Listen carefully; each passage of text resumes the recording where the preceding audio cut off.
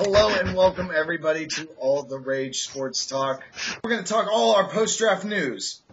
Everybody's already laughing. I am Jesse, your host, and with me as always, Jace. Junk, say hello. How's it going, interwebs? We also have Homer, Ben Adams. Nope. Obviously.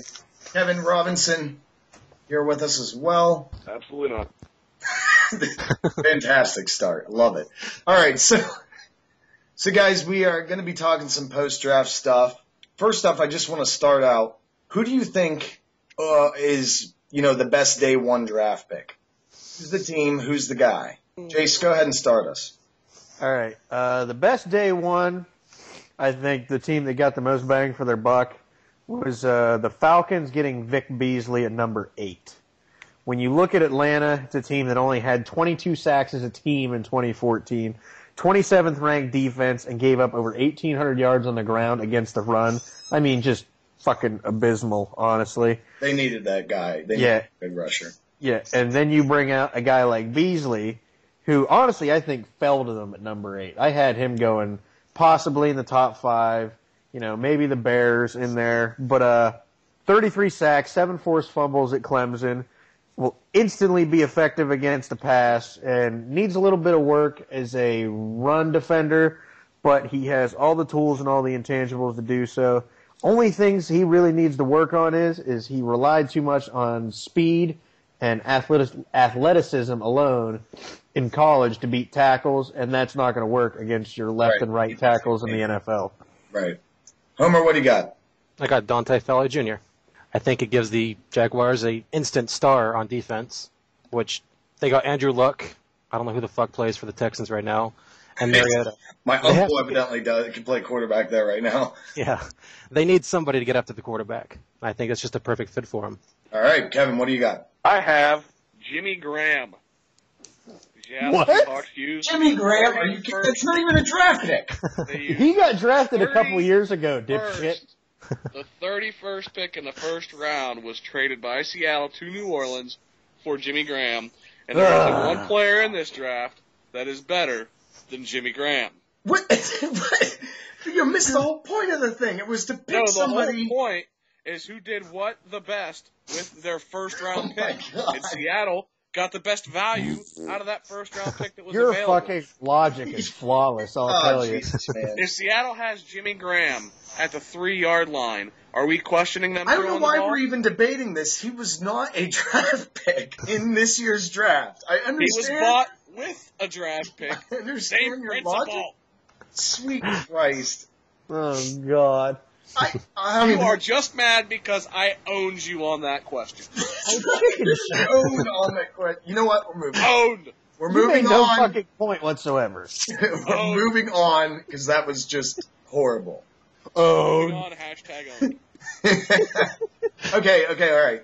I'm going to say Malcolm Brown because I think that Malcolm Brown dropping to the Patriots at 32 when he was projected at least in the top 10 in a few mocks, top 15 in a bunch of other ones. I think him coming down there, Patriots get a fantastic value. They fill that hole that Vince Wilfork left, and trust me, that was a giant hole that he left. So I think Malcolm Brown's going to fill in. The only thing I don't like about Malcolm Brown is he's going off saying that he's going to be the best Patriots draft pick of all time. Yeah. I think a guy named Tom Brady. There was a guy they got in the 6th round out of Michigan. But, that might take that for it. All I know is I think that the biggest stars on this show are going to be my cats because they are still going at it. Still fighting. Fantastic. You got cats fighting. Kevin's pussies are at odds with each other. Yeah, they're really taking rage to a whole new level. They have brought the rage to all the rage. But to Jesse's point, I actually really agree with that one. That was one of my best fits just because when you lose a guy like Vince Wilfork who was aging and was still effective, but then you replaced him with basically a younger version of himself. Yep. I mean, you do it. Yeah, exactly. I mean, it's hard to replace a Mack truck. You can only replace a Mack truck with a Mack truck. So, all right. Still needs a few more Big Macs before he's like a DHL van. Exactly. All right. So let's look. Who do you think's your best fit? You have those draft picks that you thought were the best player they got or a good day. for that team. They grabbed that guy. Who do you think fits the best with the schemes that are going on with that team, with how that team is going to use them? Homer, you want to start us off? I think Nelson Aguilar, perfect for the Eagles. Good fit, yeah. He's going to replace Macklin, and I think that Chip Kelly is going to use him to the best that he can do. Yeah, he's going to make an entire playbook just for Nelson Aguilar, and then he'll be able to shoot those plays off in 10 seconds, actually. Yep. Kevin, what do you got? I have Vic Beasley. If you break down the stats that he had in over his college career, it breaks down to about 11 sacks per season when related to a 16-game schedule. Right. 17.5 tackles for loss, which will probably be slightly down his rookie season, as usual with most rookies. He has an explosive first step. He's deceptively fast for his size. Man, it's me screwing up words instead of Jesse. I can't wait. Yeah, I can't wait till you let me talk about the Giants later. On top of that, they needed a good edge rusher. They didn't have a They've good been dying to edge get one rusher. for the last 4 years. And this will fill that need. Yeah, finally. All right, Jace, what do you got? I have got Amari Cooper. Of course you do. He goes to the Raiders at number 4. Hey, shut up. I'm not being biased. I'm just stating a fact here. It's okay. I'll allow it. I mean, 31st in total offense, and take it from a guy who had to watch the team all fucking year long. We were god awful. Yeah. In the pass and in the run because we couldn't figure out who our running back was. Now that we actually have a good idea of who might play running back, we went out and we got a number 1 receiver who is the most polished player coming out of college. Great route runner, is deceptively fast, has a good top end to beat corners and safeties over the top, can work in the slot or outside. He's got a whole route tree. Yeah, he's going to come in and he's going to contribute and become a great player immediately. That is if your running back can last longer than 3 plays. Well, they don't have McFadden anymore, so yeah, we don't have Darren McFadden, so we should be okay. You have Murray, who was awesome for 3 plays. Well, he learned from McFadden. He had 120 yards in 3 plays. All right, so did we hit everybody? Yeah, I got Devontae Parker.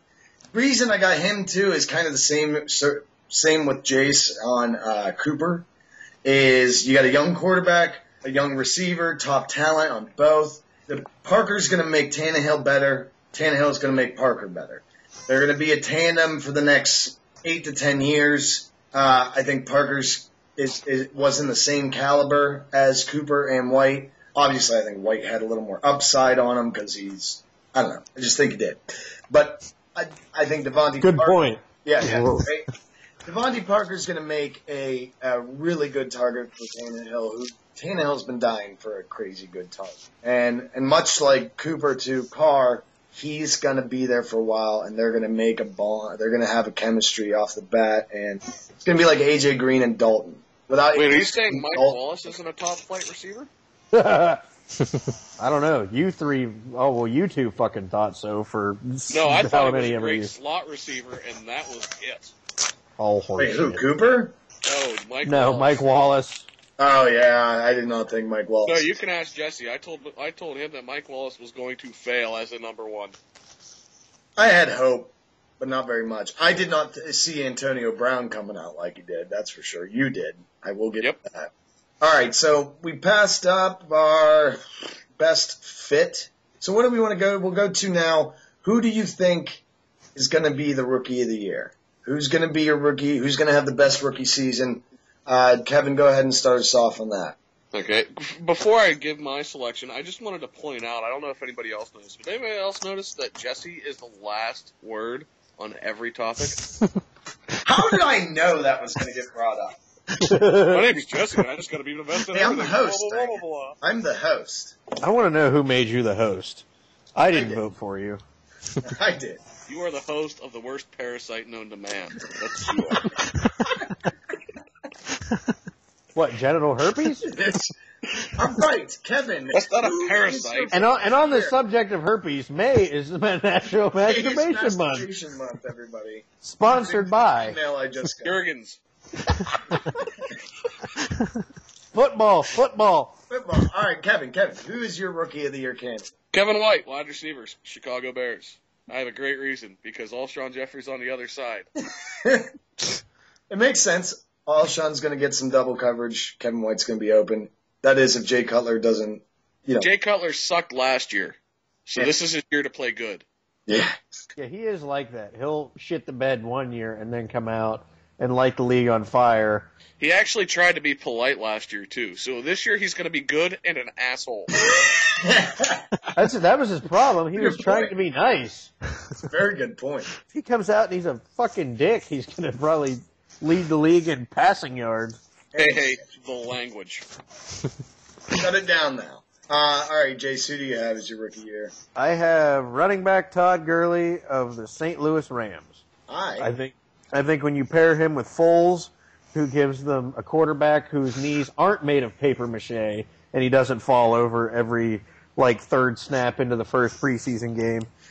You pair him up with Kenny Britt, Tavon Austin, Jared Cook, and they've got a couple other very good slot and outside receivers. We'll revamp their offense, which is ranked 21st, which wasn't horrible for them, but they only averaged 4.1 yards a carry on the ground. And I mean, they have a decent offensive line. Trey Mason came on at the end of the year, but he's not a top-tier player like Gurley is. Yeah, I could see him coming James down Junk, they down. are good in the slot. If Gurley stays healthy, he will be the Rookie of the Year. It's just a matter of whether that knee will hold up or not. Go to hell, Kevin. Moving on. I see him getting over 1,000 yards and possibly some double-digit touchdowns this year, probably. And the thing to watch for them is going to be how they use Mason and him. Yeah. Yeah. Be a 1-2 for sure. Two talented running backs in the same backfield. Right. Could be interesting. All right, Homer, who you got? I got Cooper. Cooper? Yep. I think they're going to use him inside, outside, streak routes. I think he's going to be perfect. He's going to be. He does have a full route tree coming in, and I believe that's why they went with him. He's a safe pick. Oh, yeah. Yeah, I actually had Cooper or Gurley. I had a hard time choosing between the two of them. Like I said, I thought Gurley was probably going to get over 1,000 yards rushing, double-digit touchdowns. I could see Cooper getting close to 1,000 yards receiving this year. Him and Carr are going to have a good connection. I'd probably end up going with Cooper as well.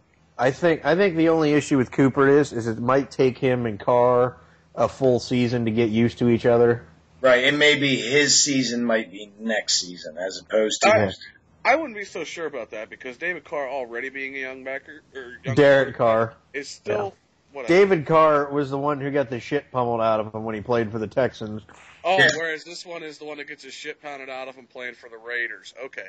No, he just didn't have anybody to throw to. Our offensive line was very good last year. But Derek Carr is still working on his relationship with the current set of receivers, so I don't think it'll affect him as much as it would, say, an already established quarterback trying to get used to a new receiver. Yeah, you can have that argument, but then you have the argument of a veteran quarterback knowing, the steps to take to get chemistry built with a receiver quicker. So, well, it'd have to be a good veteran ways. Quarterback. Because Ryan Fitzpatrick still wouldn't. Jesus. All right. Well, that's your Rookie of the Year candidate, though. We got Cooper, Gurley. Actually, I have a sleeper for Rookie of the Year. Okay. Tim Tebow. 5 years running. Second the motion. Yeah. Tim Tebow. If you leave for 2 years and you don't play a snap in the regular season, you come back, I think you should automatically be a rookie in the NFL again. Especially when everybody thought you shouldn't have played a snap in the first place. Yeah. He's the only quarterback to ever actually Hail Mary. I see what you did.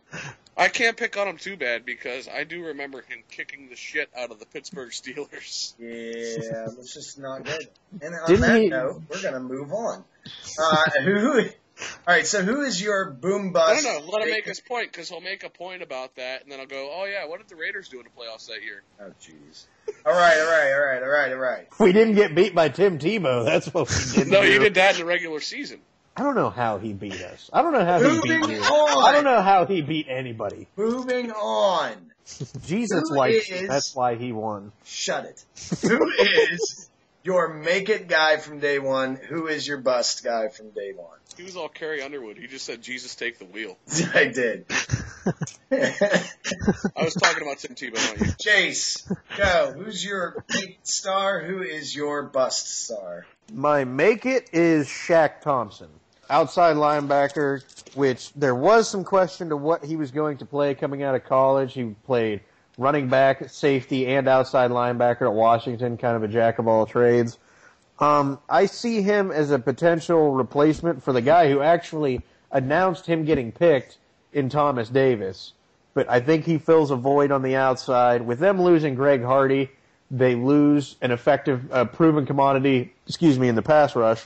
Okay. And, kind of lost my point there. That burp kind of fucked me up. While you're catching up to that point, I'll just point out that as part of Jack of all trades, May is now National Masturbation Month, which means that June is National Computer Screen and Sock Cleaning Month. Sponsored by Kleenex. Can I finish my damn point now? Sponsored by Armor All. I did have a little bit of a problem with them picking him when they needed a wide receiver and they needed help on the offensive line badly.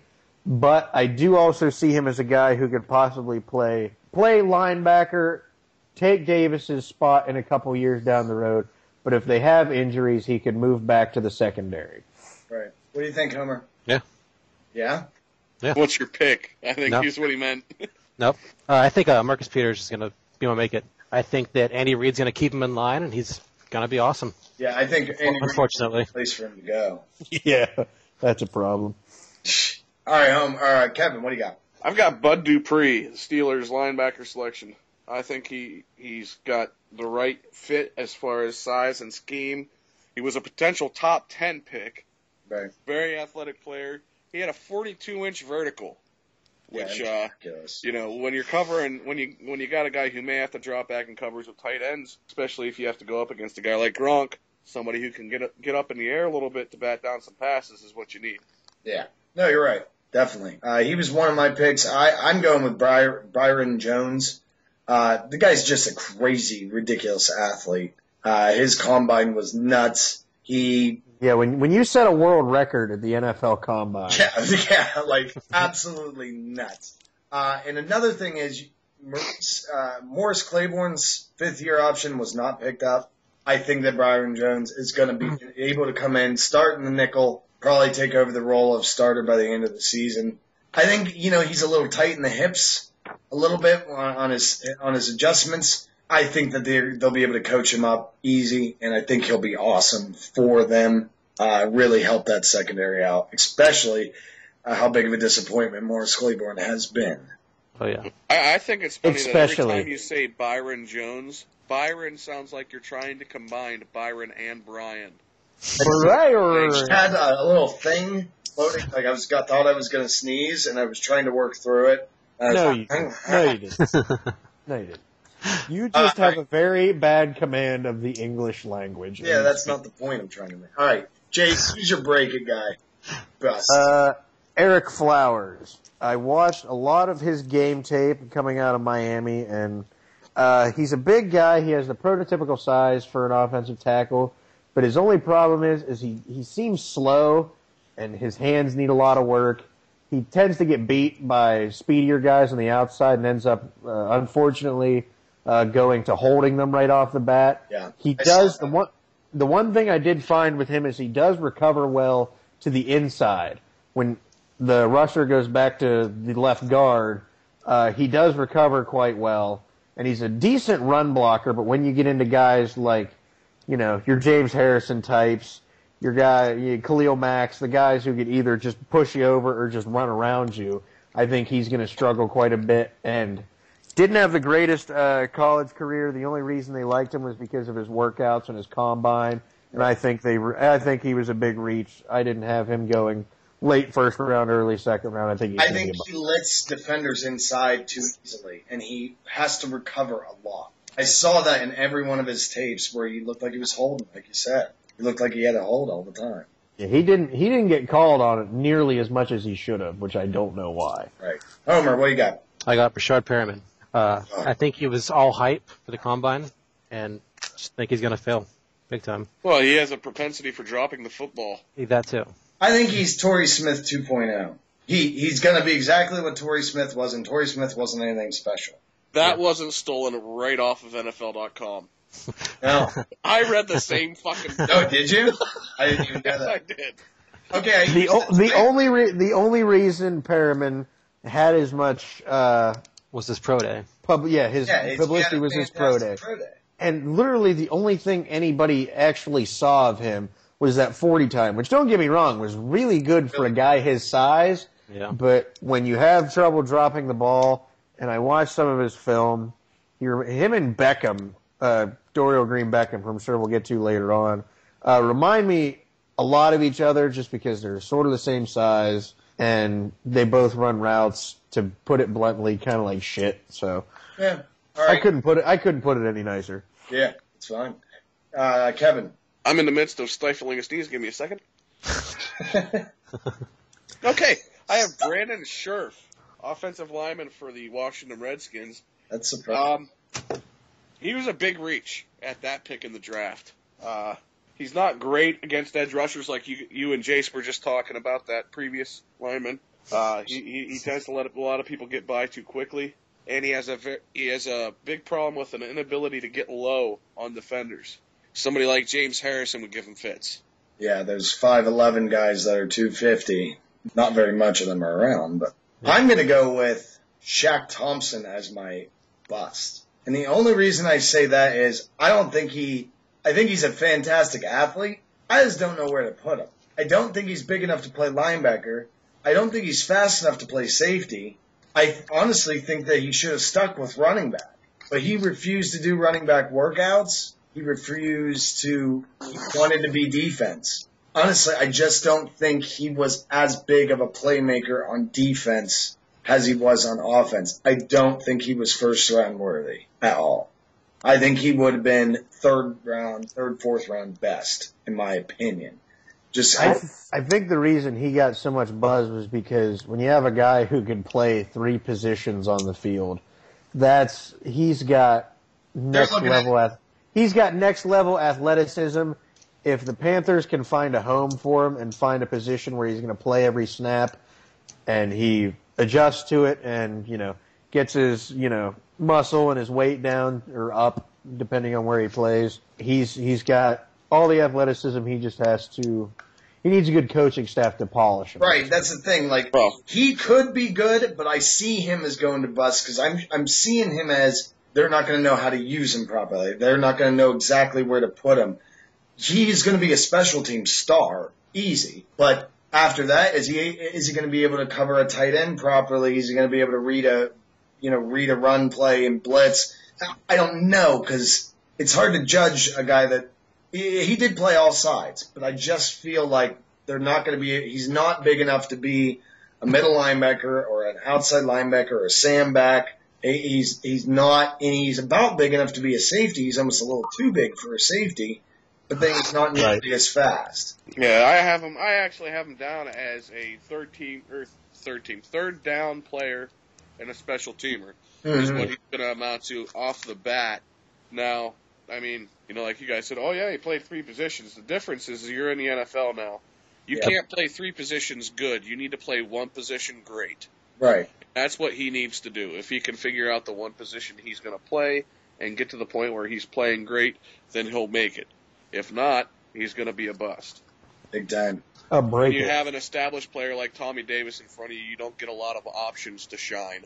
Right. They don't have anybody on the other side, though. That's the thing. That's true. All right, let's move on to day 2. We're going to look at these. These are the second round, third round people. These are a lot of times you get those first round talents that fall into these second, third round places, and people get some mega steals. So let's start off with who is your steal on day 2. Jace, going to start us off. My steal is a guy I thought was very underrated coming out of college, which is T.J. Yeldon, the running back from Alabama that the Jags picked up. Big time sleeper. I mean, when you play, the guy rushed for 1,000 yards behind Eddie Lacy as a freshman. Yeah. I understand you're playing against behind a great offensive line because Alabama's a powerhouse every year. But you're no slouch if you're playing for Nick Saban. His 40 time wasn't great. He has decent power for his size. He's a decent sized running back. The one thing that the Jags will love about him is he will play through injuries, which is, I think, why his true top speed didn't show, is because a lot of the time, if you look back at his time in Alabama, he was hampered by injuries. And I think once he gets healthy and has a full off season to get through and work out, I think he will get faster and that will improve, and he immediately fills their gigantic gaping void at running back. Yeah, I agree with you there. Kevin, what do you got? My steal for the second day came out of the third round. It was Paul Dawson, the linebacker that Cincinnati picked up. He had the best potential upside at the linebacker position. NFL.com agreed with me and said that he was the biggest steal of the draft. He had 136 tackles in 2014, 20 of which were for loss, to go along with 4 interceptions.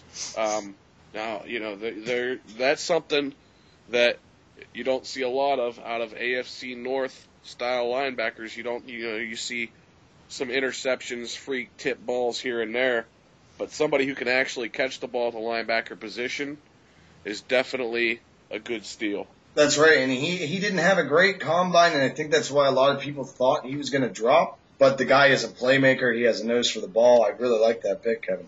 There's a lot of questions surrounding his character, which is why, as time went on, he dropped. He was supposed to be, in my book, and a lot of guys' mock drafts, he was supposed to be a first-round pick. Right. But I think in the interviews and digging into his past, brought up some things that teams may not have cared for too much. There's questions about Homer's character, but we still talk to him. That's true. Speaking of which, Homer, who do you got? I got Jalen Strong for the Texans. He was projected to be a first-round pick, fell to the third with a wrist injury. I think he's going to help fill the void with Andre Johnson being gone. Right. Give whoever their quarterback is another weapon to use. Whoever Joe Schmo they bring in to play quarterback this year. It's either Mallet or Hoyer. The popcorn guy in the third row at the 50-yard line. I think the Bud Light guy has a better arm. I think the Miller Lite girls do. Sure. You stick Strong and DeAndre Hopkins together right off the bat. 2 young receivers who are going to make a big impact. Yeah, Hopkins has already showed he can come up and make some plays, and he kind of pushed Andre Johnson out the door. So Jalen Strong is going to fill that number 2 role pretty quickly. My pick is the day 2, Randy Gregory, top 5 talent, dropping to number 60 overall pick. Just because he, liked to puff on the ganj. Okay. About some mental shit. Yeah, they did say he had some immaturity issues, but just the fact that he sat in the green room that entire time with a smile on his face. Yeah. And he even came out after day 1 and he said, you know what? I disappointed everybody. I disappointed my family. I failed them. And I cannot wait for a team to take me so I can prove that I am worth their pick. Well, he was probably so mellow and smiling because he was high. And if I was sitting in the green room at the NFL draft, I would be happy and smiling too, because no matter where I get drafted, I'm going to get fucking paid. Yeah, well, yeah. He was a hothead in the green room. Green room. See what you did there. He took that a little too literally, probably. Him and Shane Ray were probably sneaking out back. He may have been really happy he went to Colorado. But no, I think Gregory actually, for the reason, the Cowboys are honestly probably one of the best teams he could have gone to help his character. Just look what they did with Dez Bryant. Look what they did with T.O. Just like those stars that had those issues. Smith, Leon Lett. Thank you. There's a million people that they have done and worked those off-field drugs come to Dallas. So I think that he's going to do well there. And I think he's the steal. Well, I think what it is Jerry Jones just pisses for all of them. I think so. Got a vault in his office.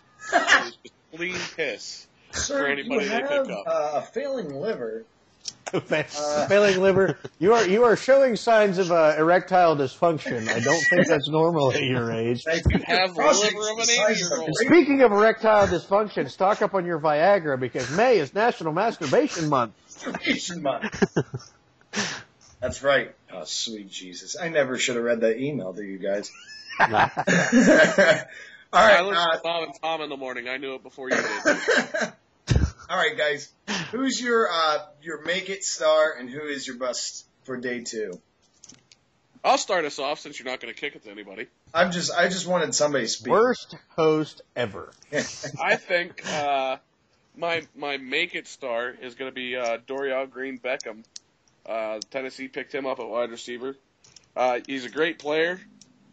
He had some character issues, but he's got great size at the position of wide receiver. That's an understatement. He has a gigantic catch radius. Yeah. He can go up and get balls that are not in the general vicinity of him, which is going to be a great help for a young quarterback, probably going to be under a little bit of duress. Yeah. Big time.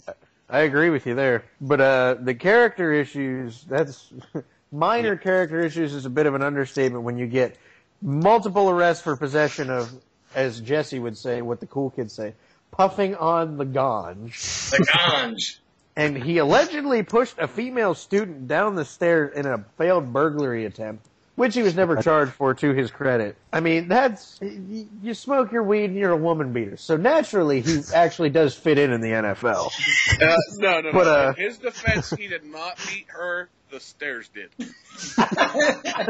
Stairs are currently serving 5 to 10 in prison. But no, if he gets better in his route running and stays out of trouble, he's honestly like mini Megatron. Yes. Same size as Calvin. Just a freak of nature, his size and speed. If he gets better, gets more polished at running routes and gets a full route tree, another one to fit in with Amari Cooper, and I forget who you were bringing up as a young receiver, but Devontae Parker. Yeah, Devontae Parker and Tannehill. And Nelson Aguilar. Aguilar and, well, Tim Tebow, since Bradford's obviously going to get hurt. But or Tim Tebow just moved to tight end. Bradford will get hurt. Sanchez will come in and butt fumble it. Tebow will pick it up and run it in for a touchdown. Every time. That'll be their play. They run the Sanchez fumble routine. Yeah, they ran the butt option, is what they call it. And have It'll be the immaculate buttception. The immaculate buttception. God. I wish you were living at home right now, Jace, so I could hear Jeff Drunk's reaction to that. The immaculate. I think we need to have Dad as a special guest. Yes. We need to do a special Saturday edition. Here comes the Jeff Steve Junk. argument. Yes, we need Steve on the show. Oh, God. You've got to get a good working camera for that, Jace, because we need Speedo Steve for that. We need the total package. No, we don't. We need to be the total We package. need to be taken seriously, and to be on the fringe of be taken seriously, but still be funny. We need Uncle Brian and my dad on the show. Yeah, it's true. But I did want to make one more point with Dorial Green Beckham there. Same thing with Gregory going to Dallas. He's going to be playing for Coach Wiz, who is a product of Bill Cowher and the Rooneys, who are also very good at either you're taking care of the guy, or if he isn't gonna work out and he's gonna keep slipping up, he's gone. Yeah, they do not like to put up with that for long. They will give you a second chance, but if you don't, goodbye. Then the Irish Mafia shows up. It's true. I heard it one time. All right. Homer, did you say yours? No. I think T.J. Walden's going to make it.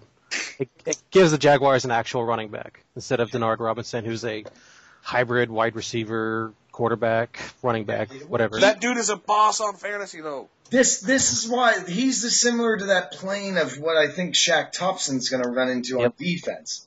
Denard Robinson didn't have a position on offense. They just are using him. They put him in spots. Yeah. And I feel like that's what's going to happen to Shaq Thompson. When you're the Jags, on fantasy is good. Very true. It is. When you're the Jags, it's either use Denard Robinson at 3 positions or bring in one of the cheerleaders. Yeah, or Toby Gerhart, who is a fullback at best at this point. Yeah, an the last good white running back was John Blood McNally. John Blood McNally. All right, so my make it guy is going to be Tyler Lockett. I think that he is going to eventually take over the number one role that Baldwin has. Yeah. Baldwin is a good receiver. I don't think he has the number one skill set. Nope. I think Lockett does. I think he is the poor man's Antonio Brown. He has a full route tree. He can make things happen after he gets the ball in his hands. He's got a great route running. He can make people miss in the open field. I think that he's eventually going to take number one. You're going to see Baldwin at number two, and then, of course, Jimmy Graham. That offense actually could start moving toward Russell Wilson throwing for 300 yards every now and then. Instead of Marshawn Lynch, Russell Wilson play action, run for the first down. Yeah. And Seattle has a habit of taking undersized wide receivers and making them top-tier players like Baldwin, Golden Tate, and I think Lockett's going to fall right into that. Yeah. That and having Jimmy Graham, pretty much, if you put him on the right side of the field, line Lockett up on the left, 4 people on Jimmy Graham. Best pick of the draft. Yeah, shut up. Shut up, Kevin. Oh my God. And then you're going to get a lot of one-on-one with him, and he's fast enough that he can beat NFL corners. Right. All right, we need to speed it up a little, so let's go to the bust of your day two. Mine's pretty quick. Senquez Golson. Dude's a fucking midget. I'm going to have to bleep that out in post. I don't think we could say midget. Oh, dude's a fucking little person. He is Dude a suffers dwarf. from fucking dwarfism. He is vertically challenged. He is literally, I think, an inch shorter than me, and I outweigh him by like 10 pounds. Yeah. He's tiny. He's going to be a nickel corner at best. He's a stunt double on Little People, Big World. Yeah, I see why they drafted him. He's fast, and he made a bunch of interceptions last year. But this is the NFL. If you're 170 pounds, you ain't going to make it, especially on defense. They should have learned that from Dre Archer and Chris Rainey the last 2 years. But no. I will say one thing, though. If he does have the talent of an Antoine Blake, because Antoine Blake's only 5'9", he's a half inch taller than this guy. Yeah. And I think that guy is a baller. Yeah, he is. Yeah. I will give him that. I think the best part is all the game film I watched when I was researching Sammy Coates shows Senquez Golson getting torched over and over again by Sammy Coates. They even had it on the Steelers webpage of Sammy Coates highlights of him torching Golston. By the way, this is the guy we picked before that guy. Yeah. Yeah. Makes sense. Yeah, not cool. Jace, okay, move on. My break it is Max Williams, the tight end out of Minnesota that the Baltimore Ravens picked up. Everything I saw from him post-combine, from a physical standpoint, he had the best numbers for all the tight ends, and the 40, the vertical jump, the broad jump, and the shuttle. But you look at when a guy is that good physically, and he has such bad interviews and puts off such a bad vibe and a selfish vibe, that he goes from possibly being the best tight end of the draft to falling all the way to the second round, pardon me, I think just shows how much he has to learn about being a team player. Mm-hmm. If he works out, he reminds me a lot of Jeremy Shockey. That's what I thought as well. Can block quite a bit, but I think when you look at a guy like Ozzie Newsome and John Harbaugh and the tight ship they run over there in Baltimore, and they already got Dennis Pitta. If Pitta stays healthy, Max Williams is going to find his way down the depth chart. I see him as a bust. Quick side note. Good luck with Pitta staying healthy, but I agree with you on him being a bust. Homer, who you got? Did anybody see the movie Moneyball? All right, we're not bringing that up. No. Speed up. No, answer the question. No. I didn't. Okay, well, Jace's picks are pretty much like how they ran things in Moneyball. Analytics? Analytics. Not just statistics. This guy doesn't give a very good interview. Blah, blah, blah, blah, blah. You got to find the complete player. You are Jonah Hill, Jace. Yes, you are Jonah Hill. I hate everything. Only Jonah Hill got skinny and has a small head. He's got a big head. His head might be bigger than mine. Teeth in Moneyball? Maybe. Didn't he have like the weird overbite thing going on in Moneyball? Yeah. Yeah, there you go. All right, Homer, who you got? I got Sammy Coates because he can't catch for shit. Sammy Coates. Because their third round draft pick highlight video was No. Yeah, I can agree with you there. He doesn't have very good hands. Because the only player that he could catch the ball against in college now plays for the same pro team. All right, so yeah, I don't like the Steelers' second or third round. I agree with you guys completely. Who overall had the best day two? I'm gonna start off. I'm gonna say the Texans. They got Burdrick McKinley to play alongside Cushing. They also got Jalen Strong in the third. I think that McKinley has a nose for the ball. He's a big playmaker. Cushing gets hurt just about every year, so he's going to get some time to play. And Strong is a good, solid I see him like a miniature version, not a miniature version, but a smaller version of Brandon Marshall. Very good inside, very good possession receiver that can make things happen after the ball. So I take the Texans as the best day two. Who you got, Jace? He was one of the top four receivers who ended up falling behind Philip Dorsett, Lockett, and Perriman and Aguilar when he was fourth in a lot of people's mocks. No reason he should have fallen that far. Huge steal. My best day on day two is specifically one pick that the Panthers made in Devin Funchess. Just because when you look at, they have their second wide receiver behind Kelvin Benjamin was Jericho Cotchery, who was so old he sat beside Jesus in kindergarten. Hey, don't be sleeping on the couch. He's gonna be sleeping. He's gonna be sleeping on the sideline. He's so fucking old. Like, he is one step away from having to be home at 8:00 to go to the nursing home because it's macaroni night. He's the only one that has oxygen while on the field. And a walker. But to finish my point, you've got Kelvin Benjamin, who is huge, Devin Funchess, who is going to line up as either a slot receiver, tight end. He can do a little bit of everything for that team. He doesn't have the top-end speed, but he has the size and physicality to beat corners. And you've already got Greg Olsen, and Jonathan Stewart's finally going to get a chance to come out of that backfield and not have to share snaps with D'Angelo Williams. Kevin can play quarterback for the Panthers next year because all you have to do is lob it in the air 20 yards, and one of your guys is going to catch it.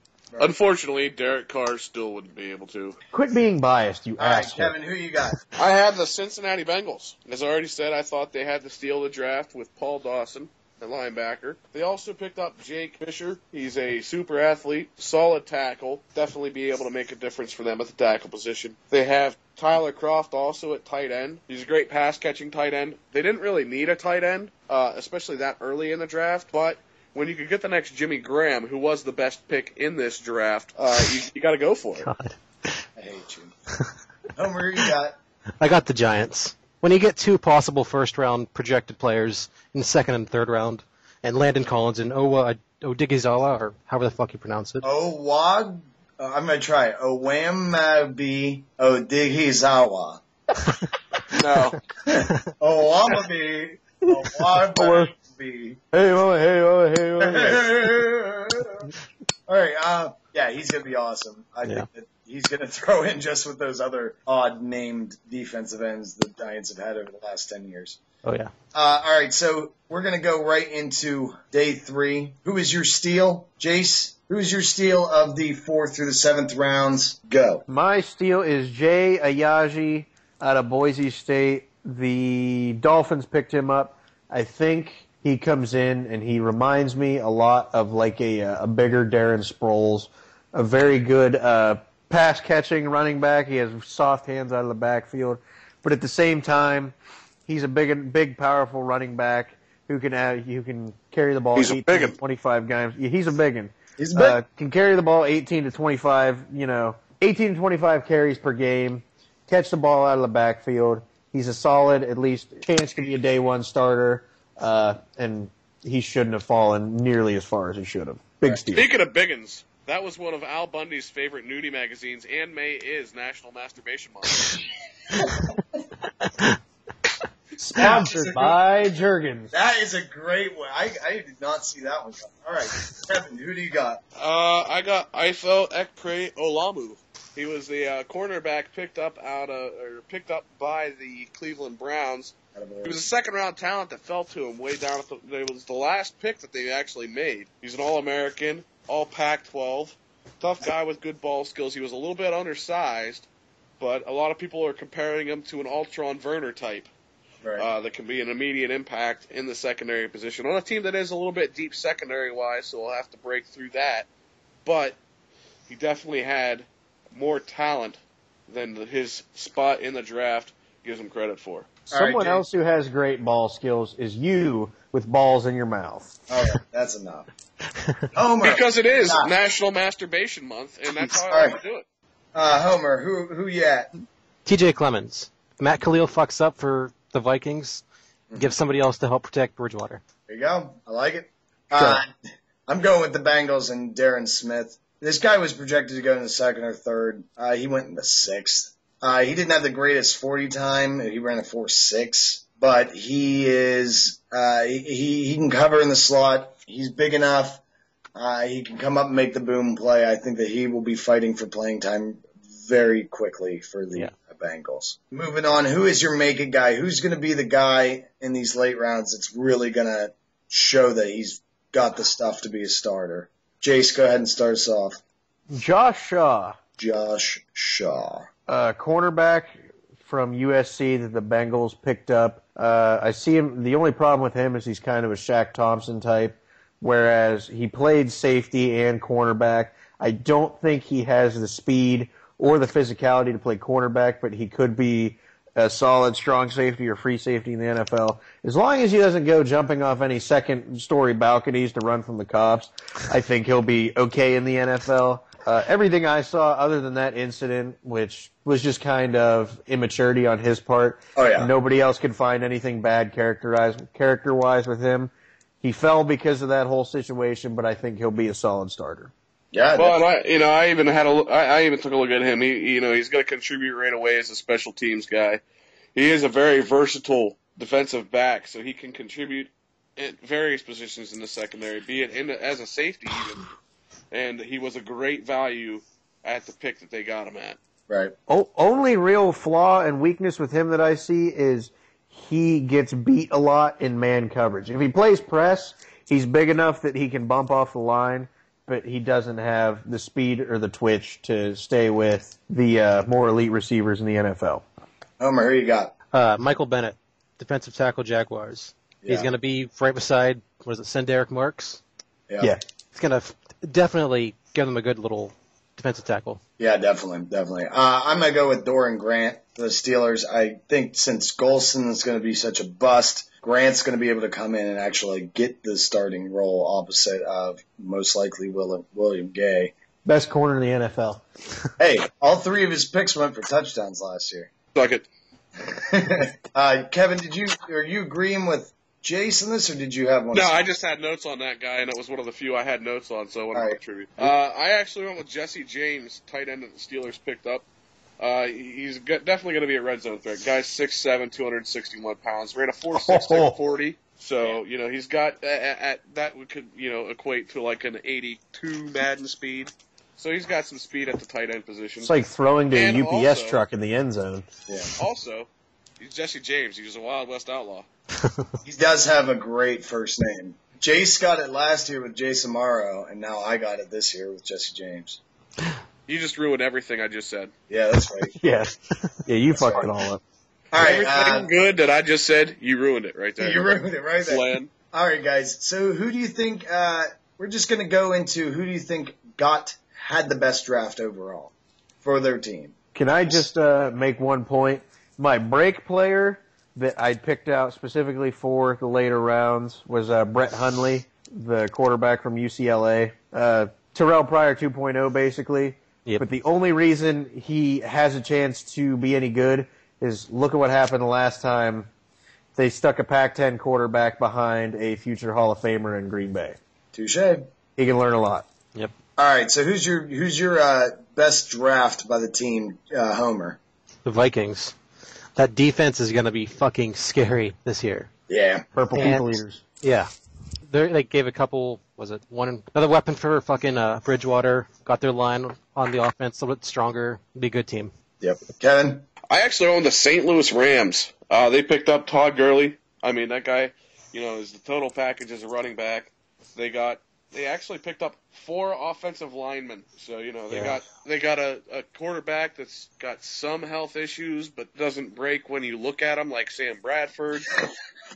And putting some guys in front of them that might be able to actually block, that'll help. They picked up a good backup quarterback who has good potential to develop into a number 1 quarterback in Sean Mannion.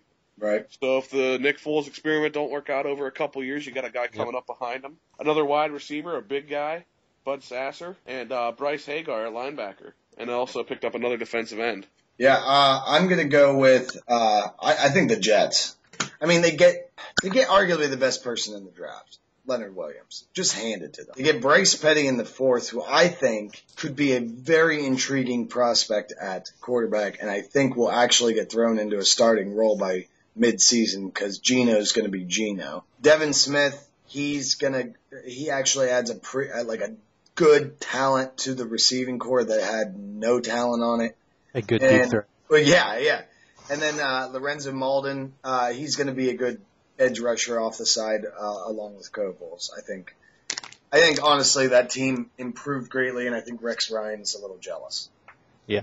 Jace, who you got? I went with the Bengals. Andrew Whitworth is going to be totally pissed at me because I picked them, but drafted all of their positional needs that I looked at. He's not happy. Paul Dawson, 1st round talent, falls them in the 2nd. You look at a guy like Marcus Hardison, helps out at the pass rush immediately, can play end or defensive tackle. Josh Shaw gives you versatility in the secondary. You get nobody's smaller than Wes Welker, but a Wes Welker with speed, and Mario Alford, who played opposite of Kevin White at West Virginia, didn't get a lot of attention. And when you get Ogibwe, I can't pronounce his name. Their first-round selection, offensive tackle. Yeah, that guy. Their first-round pick. And Eric Fisher shores up an aging offensive line, gives them Pro Bowlers in the future. That's Solid Jake draft. Fisher. Eric Fisher was picked last year. I'm sorry. I only wrote down last names. I think it's Josh Fisher. Jake. I just want to throw one thing in real quick before we move on to the next topic. I actually think the Carolina Panthers had the worst draft. They picked a guy, Shaq Thompson, who has nothing definite about him. Devin Funchess still has to develop. He's not a Funchess player is yet. A bit of a reach. He's got. They had 3 picks other than that, and they just picked a lineman, a linebacker, and a running back. This running back is nobody special. They didn't fill any real needs. Right. Because at this point, Funchess isn't any better than Jericho Cotchery, aside from the lack of a walker. I think if you got to go with worst, I honestly think the Broncos didn't do a fantastic job. I think that reaching up there, trading up for Shane Ray was a horrible job. But then they got Max Garcia to replace Man Ram. Yeah, they got rid of Man Ram. I was really upset about that. Well, that's okay. You should be happy about that because he'll be blocking for Matthew Stafford, which means your Calvin will do a lot better this year. That's true. He does have a Man Ram in front of him. Yeah. I think the worst draft goes to the Redskins. You reach for Brandon Sheriff when Leonard Williams is still on the board. Leonard Williams can play all 4 positions. And they got Brandon Sheriff basically to ensure that RG3 has another 0.5 seconds before he gets hurt and injured again. Right. They wanted somebody to protect RG3's blind side. The only problem is he's blind to the front, too. Yeah. He's going to be blind everywhere if he keeps taking the hits he has. All right. What do you think Shane Ray and Randall Gregory are doing right now? Smoking themselves blind, probably. All right. So we're just going to skip ahead. Guys, this year, the Madden cover has been announced with the 4 people up for the Madden cover. We have Patrick Peterson, Antonio Brown, Rob Gronkowski, and Odell Beckham Jr. Who is the guy you want to see win it? Why? And is the Madden curse real? Jace, go. To start, the Madden curse is very, very real. Specifically because of the year that they stuck Polamalu and Fitzgerald on the cover together. They both had horrible injury-ridden years. I want to see Gronkowski just because I want to see them do a cover with him with no shirt, 2 sorority girls, and he's shotgunning a beer out of a beer bong. Out of a keg. And also because it might actually break the curse because he was going to get hurt. Might he throw has it a off. RoboCop arm anyway. Yeah. Kevin, who do you want? I wanted Patrick Peterson because I don't want Antonio Brown to get hurt. Like I said, Gronk's going to get hurt anyways. And Odell Beckham Jr., well, Eli Manning is going to throw their season away. In the most literal sense. So we got a Pac Peterson, we got a Rob Gronkowski. Homer, who you want? I got OBJ. I think he would be a great one to have on there. Yeah, agreed. Just that catch against the Cowboys doing this. Him like that could be the cover. That on the cover. That's what it would be. I want to see Gronk, and the main reason being is I want the Patriots to go down in a flaming ball of crap. And I think that the Madden curse will affect him. And Tom Brady will throw the ball at him. It'll bounce off Gronk's skull, fly back, and break Tom Brady's ACL. Greatest quarterback to ever play the game. So Aaron Hernandez shoots the ball out of the air. Gronk gets blindsided across the middle. Season over. But Aaron Hernandez didn't do it. He didn't kill that ball. Yeah, Dez caught it. Dez caught it. All right, guys. Anybody have a leaving note to tell the audience? No, Jace, we could go 2 hours. I wouldn't care. I think a very good first run, gentlemen. I'm very happy with this. Final notes, the only thing I can think of is Kevin's a prick and he can't drive his race car. Homer, 5 seconds, go. Kevin loves dong.